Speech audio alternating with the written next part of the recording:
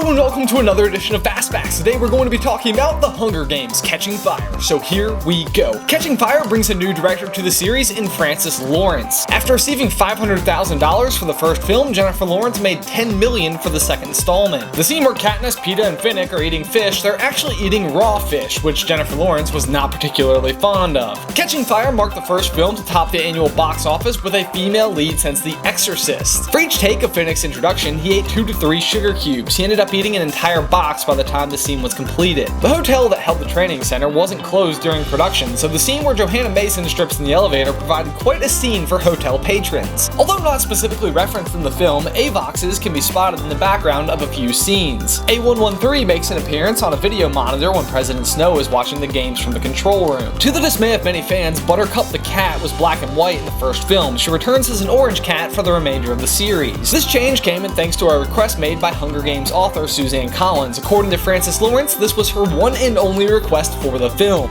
Ed Sheeran submitted 3 different songs to be featured in the film, and all 3 were turned down. Many of Effie Trinket's outfits were actually designed for the high-fashion brand Alexander McQueen. Jennifer Lawrence was temporarily deaf after a water jet punctured her eardrum in a cornucopia scene. Grant Gustin, better known as Barry Allen, was considered for the role of Finnick Odair. The unique arena was constructed in a large natural pool in Hawaii. One of the deleted scenes shows Plutarch Heavensbee changing the parameters for the 75th Hunger Games to specifically target existing victors. The monkey mutts that attack the victors in the 3 o'clock hour are based off of an endangered African monkey called a mandrill. When Effie is giving Katniss and Peeta a tour of the presidential palace, she describes the library as all mahogany, a line that Elizabeth Banks added in on her own after famously pointing out that Katniss stabbed a mahogany table in the first film. The stylized firearms that the peacekeepers carry are not props, but Belgian-made guns that are intended for personal defense. During Joanna's Capitol interview, she drops the F-bomb twice. Lionsgate Studio was outraged after seeing the footage because it would require bumping the rating from PG-13 to R. This is how we ended up with a pair of back-to-back bleeped out words in a finished film. All of the arena scenes were shot with IMAX cameras, which are actually quite loud to operate. This required much of the dialogue to actually be re-recorded and replaced. Thanks for watching this edition of Fast Facts. Be sure to stay tuned for more information than you ever wanted to know on the Hunger Games films. Also, if you want more Super Carlin Brothers action, be sure to follow us on Twitter and Instagram. We do our very best to respond to as many questions and comments as we can.